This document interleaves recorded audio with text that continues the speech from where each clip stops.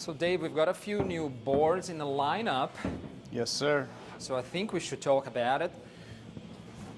Absolutely. Here they are.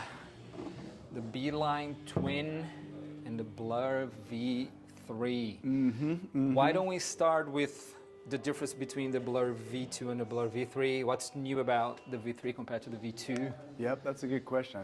We don't have a V2 We don't anymore. have a V2 here now. The V3, I feel I think it's just the next evolution, right? It's a really good update from the V2. A lot of times we won't update models, because if they change so much, they're not really that model anymore. I'll just launch a new model, right? It's just the next evolution of the V2. It's like everything you liked about the V2, but even better. That sounds like salesman-y, but it is, right? So still has that nice pulled-in pintail. Removed the wing. Oh, we call it the wing. In Australia, we call it the hip. Okay, well, so check this out. This is more of a hip, right? Or a bump. That's what I would consider a hipper. And then a wing actually has that jagged, visual jagged. We took the hip out. Okay. The wing or the hip, just pulled it in to where that would have been and just kind of, we call it more of like a thumbtail. So it's like it's like just more of a tighter, just like pulled in package. And it's just cleaner looking. Really, it feels very similar to the V2, but it just has a much more smoother curve in between the fin cluster, which I really like. The V2 someone was telling me this was the first board in full production with a step rail on it, which I think I kind of knew. I don't know, someone was like, dude, that was the first step rail. It's known for the step rail, so I just did more of a rolled step rail. I've been doing this with a lot of our custom boards. Two reasons for that. It achieves the same thing. It's still keeping the volume in the middle, but making a nice thin performance rail on the rail so you could sink it and knife in and do all that. The original V2 was pretty aggressive. Pretty pronounced. So it did freak out some people. I think a lot of people was like, oh, well, am I going to stand out there? And no one really does. I mean, if you're standing out here, you're doing something wrong. Yeah, you're doing it wrong. I literally never stand out there. And so it's never been a problem. So I always thought that was kind of interesting. Yeah, it's mainly to just make a thinner rail in the water and have the volume need to catch the wave and float and all that stuff. Just smooths out everything out, no hard edges. It's almost hidden, you see, you can't even really see that in the video. But it's there, and it's a little bit more, I kind of tuned it out a little bit more. So just the whole new rail profile, it feels just you put it in your hands, it feels so nice, Deck's still real flat, same rocker. Gonna be very familiar to the V2 lovers out there. I've had requests from Sebastian Gomez, he basically rides V2s, but he's been riding custom V3s. So I would say the main difference is the V2 is a single concave all the way through. Right. This one went back to a single to a double. Okay. And it's not super aggressive like the New Deal or the wide speed, but it's there, And, that just promotes a little bit rail to rail more. Also, when you lean it on rail, you're kind of using that one concave on the side. So each turn you're going, it kind of has its own concave. And when you cup it like that, you get a lot of good grip off the bottom. So a lot of speed and grip off the bottom. With a pulled-in tail, you're going to be able to throw it up. It's so fast and so responsive, yeah. Yeah, and how Sebastian surfs. I mean, he surfs just like that. He rides big tubes, and that also gives him a good grip, on those big steep bottom turns.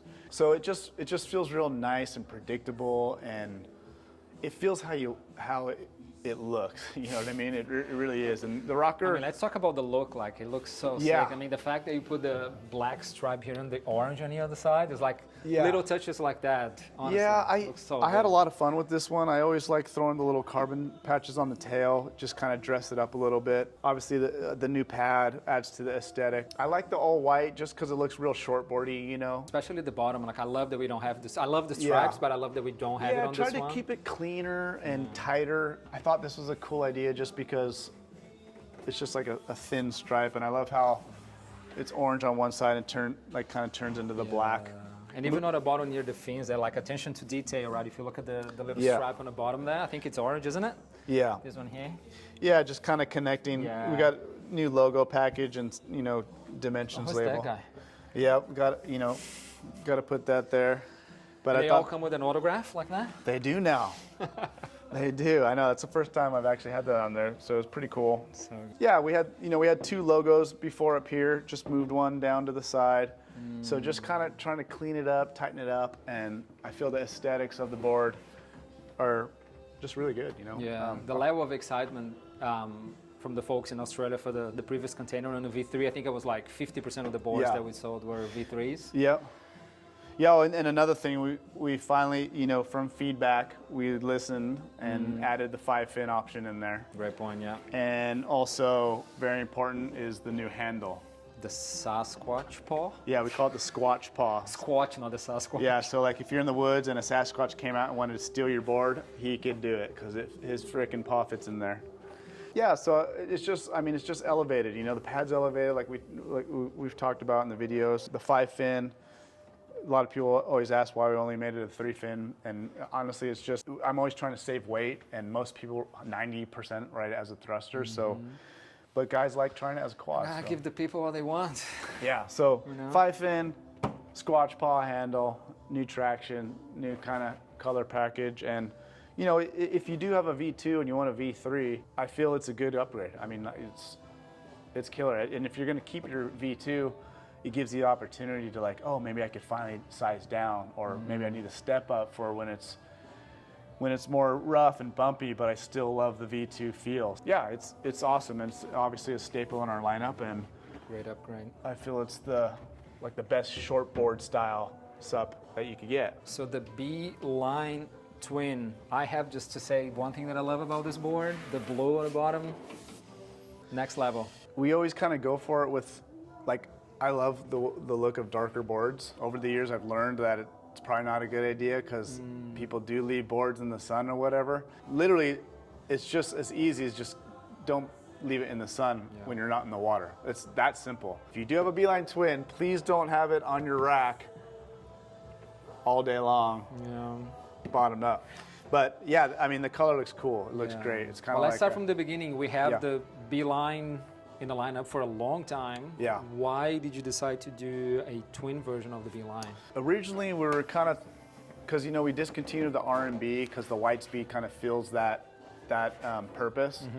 And the Beeline, it's just been in the lineup for a long time, so we're trying to kind of think of a new hybrid-y shape for the Beeline. But at that same time, me and Bant Road Digger were really messing around with twin fin sups, and that's where I really came up with the escape pod was prototyping with Bant. And then we're like, oh, we got to make like a performance one. So we prototyped like 3, 4, 5 of them, different shapes. Kind of looked like that, kind of looked like a Blurr. I had one that was pretty good. I'm like, oh, you know what? This would actually make, I was just trying to solidify the template, how I wanted to look. Like, I didn't want it to be a full shortboard, but I didn't want it to be like the escape pod, so some sort of a hybrid shape. And I mean, right in the middle. What's everybody's favorite hybrid shape is the Beeline. I was like, you know what, the Beeline would make. Well, why am I overthinking this? So now it's just about formatting the twin into the Beeline, and not making it simply a Beeline with twin fins. That doesn't make any sense, So started with the outline, so it's a little bit wider than the Blurr, even though these are 2 different sized boards. You can see it, yeah. Wider nose, wider tail. Yeah. Same tail as the Beeline though, right? Yeah, so same tail. We got the jet tail in there, which the Beeline's known for. Beeline has a wing, and we made this more of a bump. So you can see the outline comes down, and it bumps in, it goes around the corner. Just to clean it up, so it just has a nice, smooth transition. And where that bump is, that's where the fins are. So that's basically the sweet spot of where you turn the board. Yeah, it's just our love for twin fins. When I surf, I mostly ride twin fins. Twin fins and surfing are really popular, so we've actually, after the success of the escape pod, we had guys like, oh, do you make like a, MR style, performance twin? I started making customs, and if you get enough interest, eventually, we hear you and we're gonna make it, And so compared to these 2 boards, obviously it's a twin fin, and people like, oh, I see 3 boxes. Well, that's to give you the trailer option. Which we call the stabilizer. Stabilizer, we do too. Oh, you did? And that's exactly what it's for. Twin fins are a lot more loose. They're faster, less drag, all that. And there are occasions where the waves are kind of pumping or hollow, or you just like to push harder, where the stabilizer, you throw that in and it cures that up, and it's much smaller, so you're not going to get the drag of a thruster. And the fins are kind of clustered together too, so there's less drag there as well. Yeah, it's cool. This board has more of like a slightly boxier rail. It's actually really thin, but it feels thicker, and that's like what the boxy term comes into. It's just more of like a top of the water, like higher volume feeling rail. And what I did was run a tucked edge, basically the length of the board. I mean, it kind of fades out here, like a foot away from the nose, but you can feel that tucked edge, right, all the way through, and that just gives it a lot of freeness, like down the line speed. The water's coming off, it's not wrapping up to the rail. So it's just, twin fins is just all about speed, right? This board is so fast.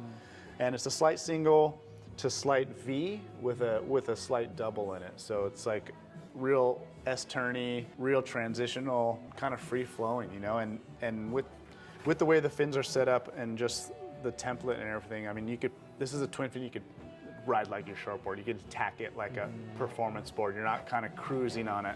I mean, I'm fortunate to be able to try any of these boards, and it's hard for me, honestly, like to pick one every morning. So it's like, I'll get on these kicks where all I'm doing is riding the Blurr for like a month. And then I gotta ride the Beeline. Then I'm stuck on that thing for a month. And then like lately I've been riding this skate pod. So it's one of those things, but I think, what I love about our lineup is, we really try to make it a quiver, a collection that each board serves a purpose. It's not one or the other, right? It's kind of not. Like, obviously you could have one of these boards and these two kind of does everything. These really are different enough that it fits in your quiver, Me and Nate always talk about it. It's like, if you have like a new deal and like one of these boards, you're kind of, there's really nothing you can't ride. And then you throw in an escape pod for like the fun novelty stuff, you're never going to be bored, that's for sure. And then a wide speed, if that's just for those like certain times, it's just so junky, and it's just really tippy and choppy, or longer paddles where you just need that wider board. I mean, they kind of fit everything. So it's kind of cool. Like, over the years, guys are like, yeah, I started with the wide speed, and I ended up keeping that board, but I have my Blurr for when it's really good, right? Yeah. So I ride the Blurr when it's glassy and really fun. Wide speed's my choppy board now, and my next is the escape pod because it looks so fun. So you truly can build a quiver and kind of plug and play, and that's pretty cool. Awesome.